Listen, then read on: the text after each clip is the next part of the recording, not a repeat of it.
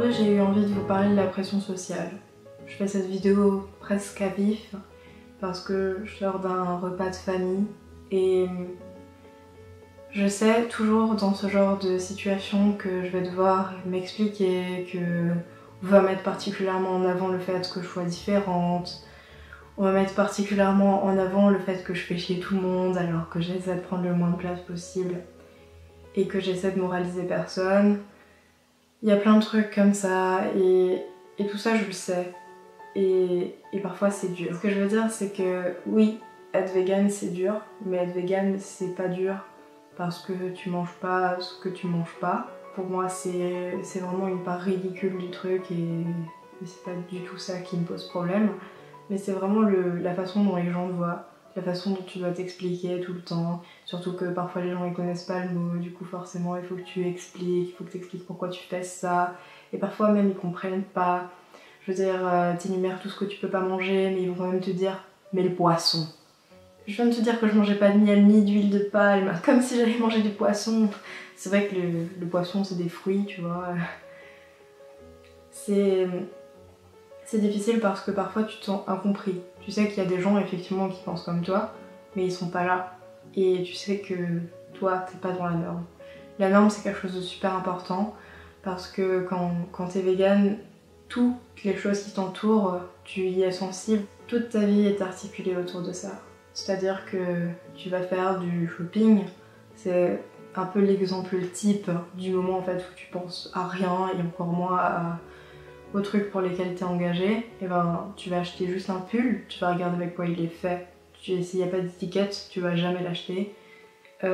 Si tu vas dans un magasin, genre une parfumerie ou quoi, tu vas regarder les marques que tu utilises, parfois tu vas lire au dos ou des trucs comme ça.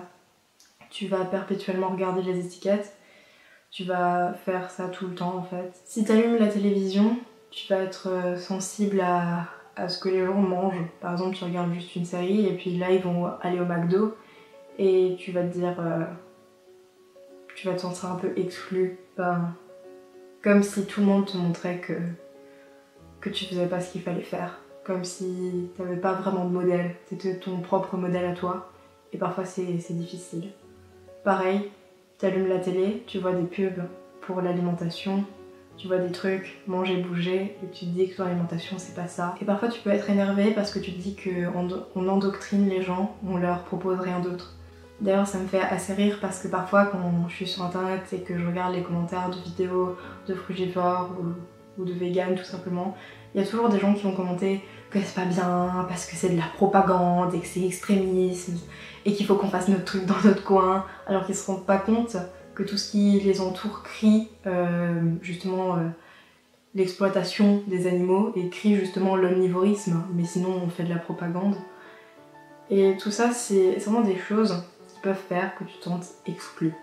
Les gens eux-mêmes aussi peuvent te dire des trucs qui peuvent être très très blessants et ils se rendent même pas compte. Parfois ils essaient de pas trop prendre position, enfin ils savent du coup que vous avez tous les deux un avis différent, mais ils vont sortir une expression passive qui est peut-être pire que tout, qui est peut-être plus blessante, qui pointe encore plus du doigt ta différence, du type les goûts et les couleurs, genre c'est ton choix, c'est un choix personnel.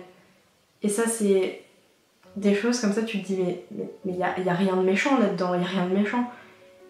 En fait c'est pas un choix personnel dans la mesure où tu as du pouvoir sur la vie de quelqu'un, et c'est pas non plus les goûts et les couleurs parce que c'est une question de conscience. Donc c'est pas que j'aime pas ça en fait. Justement je prends le pied sur des choses que j'aime parce que j'ai jamais dit que c'était pas bon en fait. Et il y a plein de choses comme ça qui vont vraiment faire que tu vas te sentir différent, que tu vas vraiment te sentir seul. Particulièrement quand t'es invité chez quelqu'un, ça peut être compliqué dans la mesure où, voilà, comme je l'ai dit au début de vidéo, tu vas devoir t'expliquer, tu vas devoir en parler et parfois t'en as juste pas envie. Et même si tu rentres pas dans le débat, moi je reste toujours très détachée, j'explique très très peu, je réponds très brièvement aux questions, j'essaie de cibler exactement et de sélectionner la réponse qui convient le mieux en fait, et parfois c'est juste pas simple parce que t'as pas envie de sortir un argument. Je veux pas sortir un argument, je veux pas dire la viande c'est genre c'est pas bon pour la santé, ou c'est une forme de violence, tu cautionnes ça. Je veux pas être dans la moralisation d'ailleurs.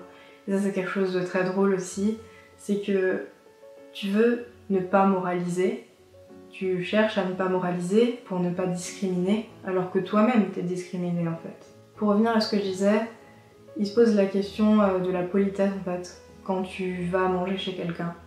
Ce que je veux dire, c'est que mes parents, par exemple, quand on était invités, ils m'ont dit, je sais pas, tu pourrais manger du fromage, par exemple, ou juste un œuf. Un œuf, c'est quoi un œuf? C'est quoi le problème avec les œufs? Et ils comprenaient pas, en fait, que je pouvais pas, que ça me faisait mal, en fait.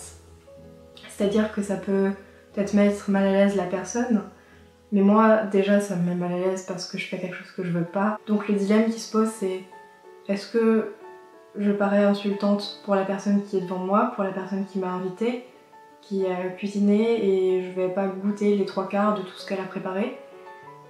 Ou est-ce que j'insulte mes propres valeurs? Est-ce que je renie mes propres valeurs à cause de la politesse?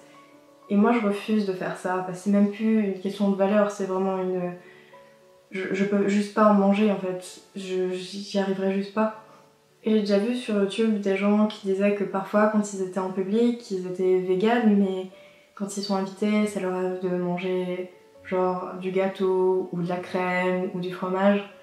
Et je trouve ça vraiment triste parce qu'en fait, quand t'es végane, c'est vraiment quelque chose qui prend toute ta vie.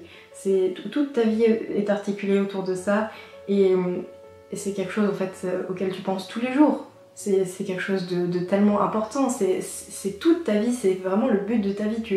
Je pense vraiment que c'est le but de ma vie, c'est mon combat en fait, c'est la chose à laquelle je ne veux pas participer, la chose contre laquelle je veux lutter et je veux que les gens changent par rapport à ça, je veux changer les mentalités et se dire qu'il y a des gens qui ont exactement la même façon de penser que moi par rapport à ça, que ça compte autant pour eux, que parfois à cause de la pression sociale, quand ils sont chez des gens, ils vont manger un bout de fromage, ils vont juste manger végétarien alors qu'ils sont véganes. Vegan, c'est un mode de vie, c'est pas juste une façon de manger en fait.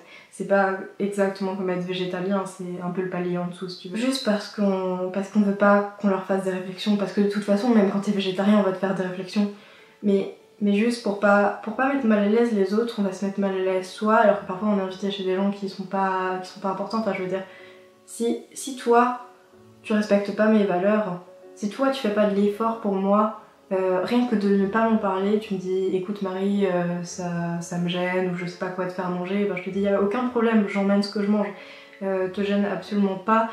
Et ça aussi ça peut être vu comme de l'impolitesse, mais j'essaie juste de déranger le moins possible. Ça c'est tellement des choses que les gens comprennent pas. Et se dire que toi-même tu vas te remettre en question alors que les autres ne veulent pas se remettre en question ou vont juste pas faire l'effort de pas poser de questions. C'est pas parce que tu rencontres quelqu'un de différent, enfin souvent c'est quelque chose qu'on remarque. Je suis sûre que quand t'étais petit, on t'a dit cette personne là elle est handicapée mais faut pas la regarder de travers, faut pas lui poser de questions.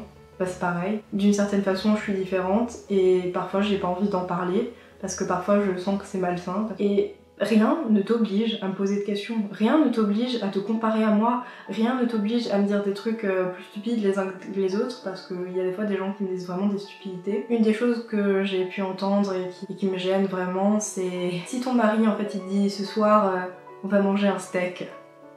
Déjà, pourquoi mon mari me dirait ce soir on va manger un steak parce qu'il saura en fait que je suis végane? Pourquoi je serais mariée à quelqu'un qui me dirait des trucs comme ça sortis de nulle part alors qu'il sait très bien ce que je pense, que visiblement il respecte pas? Pourquoi tu veux me marier? Est-ce que tu penses vraiment que je suis la seule personne comme ça sur Terre? C'est vrai que c'est quelque chose pour les gens qui est vraiment pas normal du tout. Et ils pensent vraiment que je suis comme la seule personne comme ça et du coup je vais finir justement seule et avec mes chats et tout à bouffer du quinoa alors que la vie c'est pas ça et on peut être différent et très bien et avoir des valeurs et des opinions sur les choses et pas faire ça pour faire chier les gens non plus. Parce qu'aussi il y a des gens qui pensent que t'es une grosse hippie en fait, parce que voilà, moi je vois très bien parfois le regard des gens, ça veut tout dire. Ou parfois on m'a dit oh c'est qu'une phase.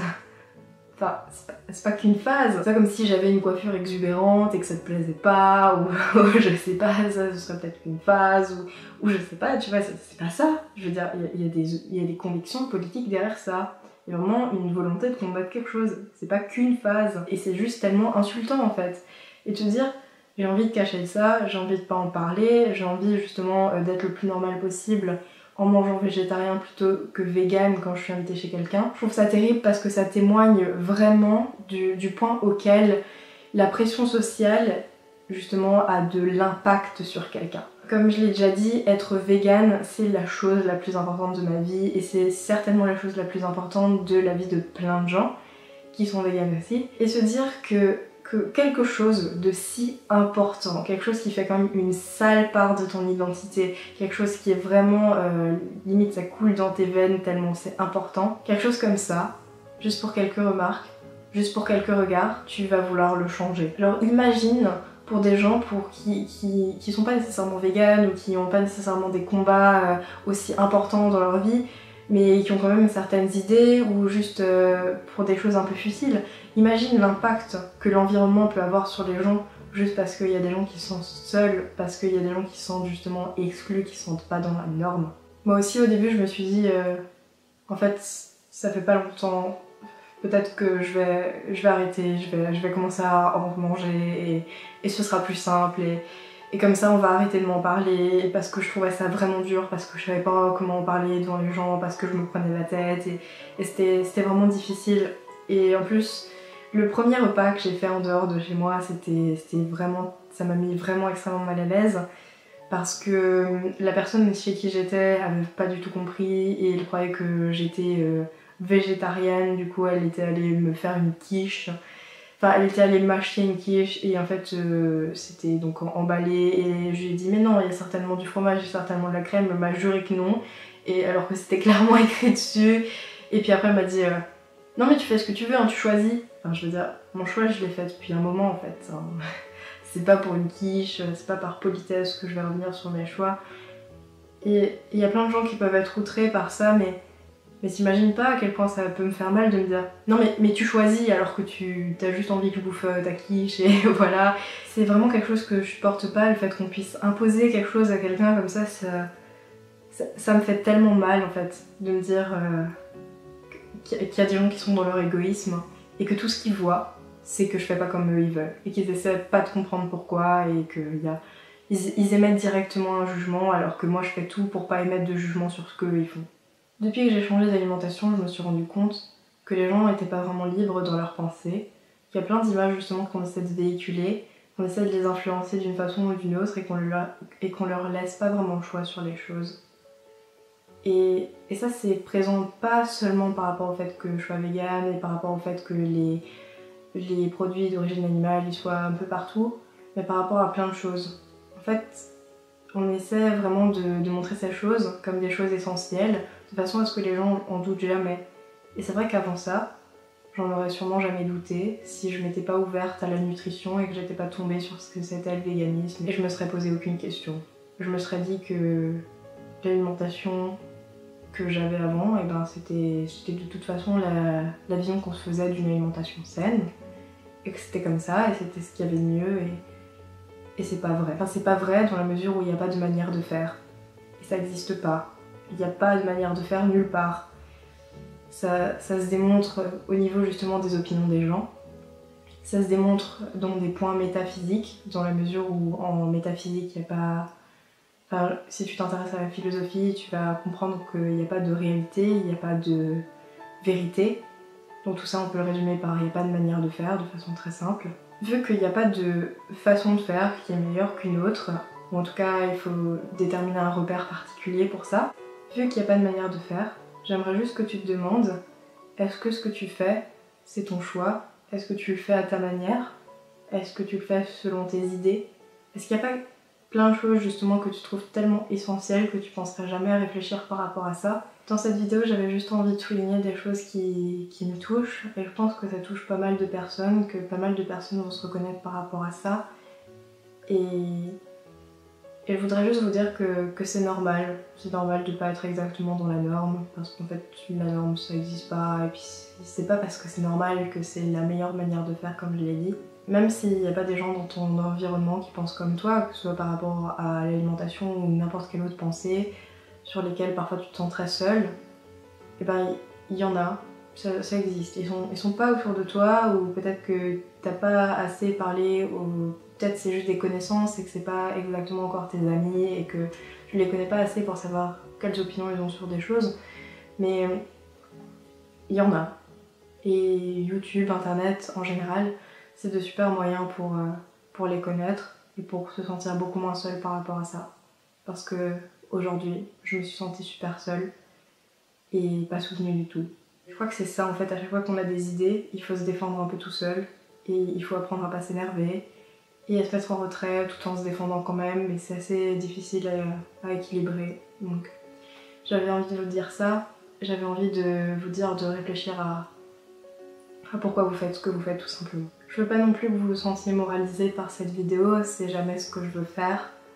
Je critique pas les gens qui ont une certaine façon de faire, comme dit, mais je critique la façon de faire en elle-même et le fait qu'on laisse pas le choix aux gens. Je pense que c'était assez clair, mais si jamais ça vous a semblé un peu ambigu ou que vous êtes senti touché, c'était pas ce que je voulais faire en tout cas.